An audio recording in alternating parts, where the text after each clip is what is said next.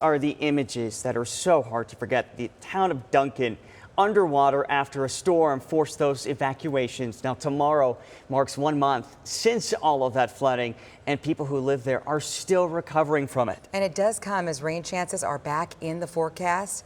ABC 15's Jamie Warren finding out the community is resilient. They are doing so much together, and it's making a difference. And they're working to get back to that sense of normalcy again. They just had their county fair over the weekend, and while rain chances are welcome here in Phoenix, they cause concern in Duncan. I'm told as of today, there are about 2 families that are still displaced. We could see the water flooding from our house. We walked out into our yard and looked down the road. Katrina Lunt lives in Duncan, across the river from where this flooding was. She's also a volunteer with the organization Just Serve, and that's exactly what she did the day of August 22nd. Your thought process at that point was what?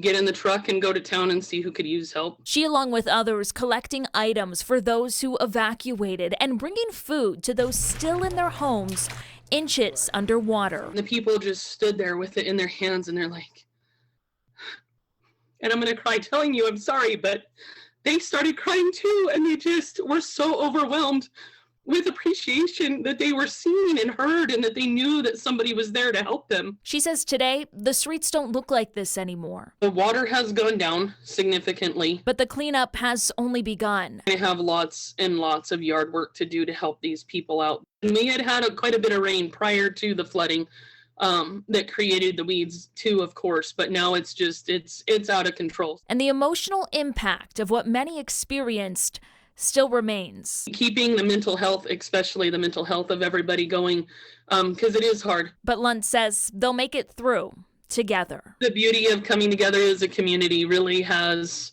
I think, helped tremendously with the spirits and helped with the morale of everybody, and just knowing, that everybody's just a phone call away.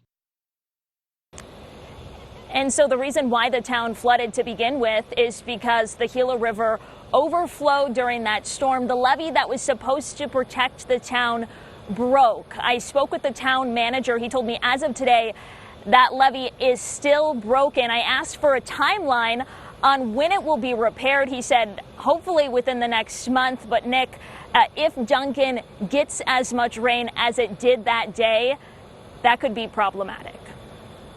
This could be catastrophic, Jamie, and we know Duncan, of course, has a history of flooding over the years, and you hear from those folks there, their hearts are broken over this, but glad to see them banding together to take action for one another.